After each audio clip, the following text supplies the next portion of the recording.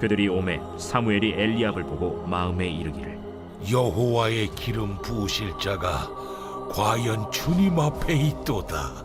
여호와께서 사무엘에게 이르시되 그의 용모와 키를 보지 말라. 내가 이미 그를 버렸노라.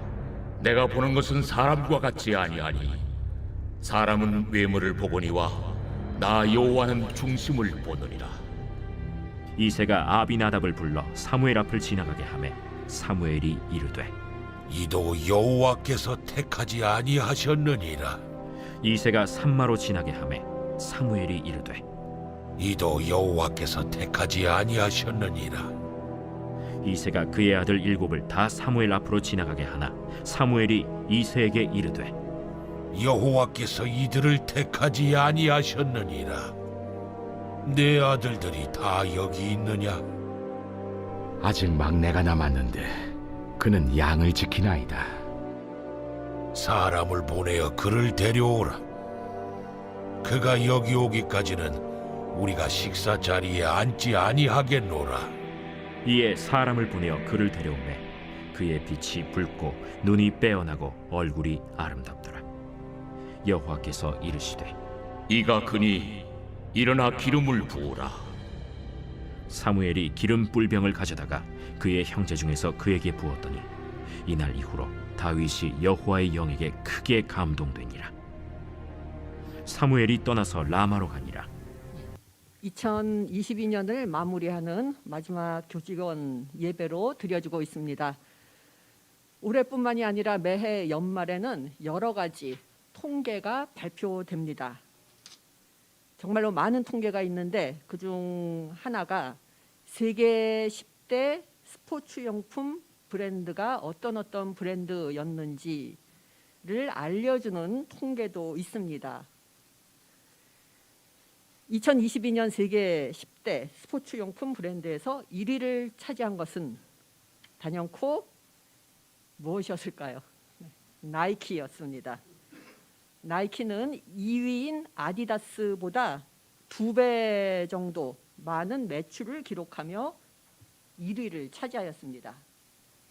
그런데 이번 해 세계 10대 브랜드에는 들지 못했지만 유럽에서는 굉장히 잘 알려진 스포츠 용품 브랜드가 있습니다. 이 중에 혹시 축구를 좋아하셔서 축구 용품을 수집하는 분이라면은 이 브랜드를 아마 아실 것입니다. 험멜이라는 덴마크 브랜드로 주로 축구팀을 스폰서하고 있는 회사입니다. 그런데 이 브랜드의 로고에 보면은 항상 어떤 생물이 들어가 있습니다. 무엇이 나타나느냐 하면은 벌 모양인데 그냥 꿀벌이 아니라 쥐형벌이라고 하는 벌입니다. 영어로는 범블비라고 하는데 쥐형벌이라는 말보다 우리나라에서도 범블비라는 말을 더 많이 사용하는 것 같습니다. 이 험멜이라는 말 자체가 덴마크나 독일어로 쥐형벌이라는 뜻입니다. 그런데 20세기 초까지만 해도 이 쥐형벌에 대한 잘못된 학설이 있었습니다. 쥐형벌은 날아다니지 못한다 하는 것이었습니다. 이는 쥐형벌이 몸집에 비해 날개가 작기 때문이었습니다. 꿀벌 크기가 약 평균 1.5cm라면은 쥐형벌의 크기는 1.2cm에서 2.5cm가 되는 꿀벌보다 훨씬 큰 벌이 속합니다. 그렇지만 날개 길이는 꿀벌하고 비슷하기 때문에 20세기 초반에 사람들은 쥐형벌이 제대로 날기 위해서는 몸집이 작던가 날개가 더 크던가 해야 한다. 이러한 의견을 피력한 사람들이 있었고 결국 그렇기 때문에 쥐형벌은 날지 못한다는 결론을 내리고 이를 독일어로 된 글로까지 발표가 됐습니다. 인터넷을 찾아보시면 그 글이 나옵니다. 사람들은 쥐형벌은 날지 못한다. 왜냐하면은 그러한 신체라고 그러나요? 그러한 구조를 가졌기 때문에 날지 못하는 벌이다 하는 꼬리표를 붙인 것입니다. 그런데 오늘 읽은 성경 이야기에도 꼬리표가 나옵니다. 다윗에게 붙은 꼬리표입니다.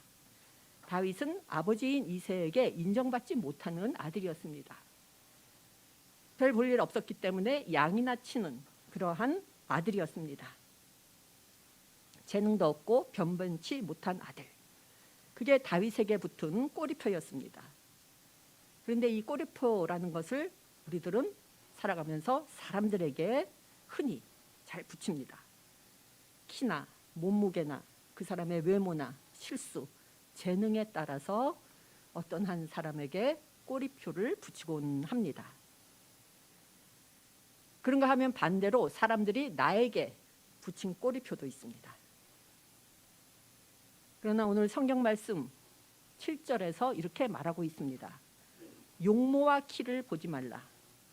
내가 보는 것은 사람과 같지 아니하니. 사람은 외모를 보거니와 나 여호와는 중심을 보느니라. 한마디로 다른 사람들에게 꼬리표를 붙이지 말라는 뜻입니다. 2022년을 마감하는 지금 내가 사람들에게 붙인 꼬리표가 있을 것이고 사람들이 나에게 붙인 꼬리표도 있을 것입니다. 꼬리표란 무엇인가요? 상자나 봉투 아니면은 옷과 같은 물건 바깥에 붙여져서 그 물건이 무엇인지를 알게 해주는 것입니다. 물건에는 이렇게 꼬리표를 붙일 수 있지만 사람들에게 붙은 꼬리표는 그 사람의 본질에 대해서 알려주지 않습니다. 박스 밖에 붙은 꼬리표는 그 박스 안에 무엇이 들어있는지를 말해줄 수 있지만 사람들에게 붙여진 꼬리표는 그 사람의 외형적인 모습만 말해줄 뿐 그 사람의 내면에 대해서는 말해주지 않습니다. 그렇기 때문에 꼬리표는 물건에 붙이는 것이지 사람에 붙이는 것이 아닙니다. 나에게 붙은 꼬리표도 마찬가지입니다. 우리들의 가치는 사람들이 붙인 꼬리표가 아니라 오직 하나님에 의해 결정이 되기 때문입니다. 나의 운명을 결정하는 것은 다른 사람들이 아니라 나와 하나님이 결정하는 것입니다. 다시 뒤형벌 이야기로 돌아갑니다. 사람들은 뒤형벌은 날 수 없다 하는 꼬리표를 붙였습니다. 그러나 다행스럽게도 사람들의 언어를 이해하지 못한 뒤형벌들은 꼬리표와 상관없이 오늘도 잘 날아다니고 있습니다. 지금은 2022년을 뒤돌아보는 때입니다.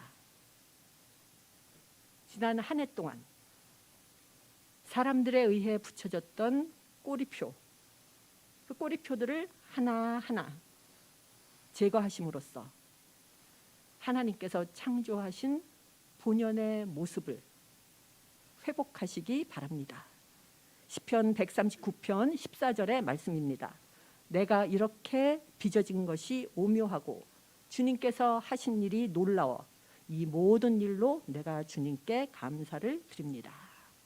주님께서는 우리를 오묘하고 놀라운 존재로 창조하셨다는 고백입니다. 주님은 우리들 모두에게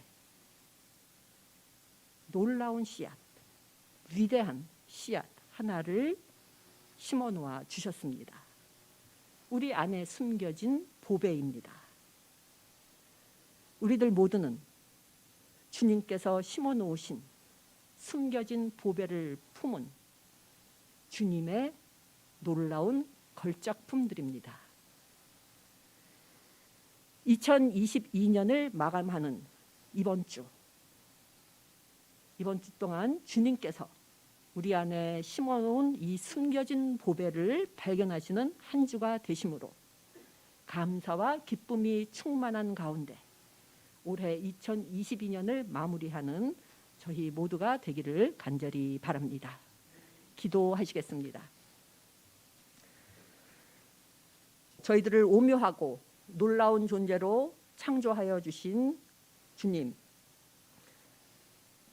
저희들의 부족함과 저희들의 실수와 잘못에도 불구하고 저희들을 변함없이 사랑해 주시는 주님의 은혜에 감사드립니다. 간절히 바라옵기는 2022년을 뒤로하는 지금 중심을 보시는 주님께 초점을 맞춤으로 저희들의 본연의 모습을 되찾게 하여 주시옵시고, 주님의 마음으로 우리에게 주어진 관계들을 형성해 나아가게 하시며, 감사한 마음으로 주어진 것들을 사랑하게 하여 주시옵소서. 저희들을 세상적 속박에서 벗어나 자유케 하심으로 저희로 하여금 참된 기쁨과 평화를 맛볼 수 있도록 해주시는 주님의 은혜에 감사드리며 이 모든 말씀 예수님 이름으로 기도드립니다. 아멘.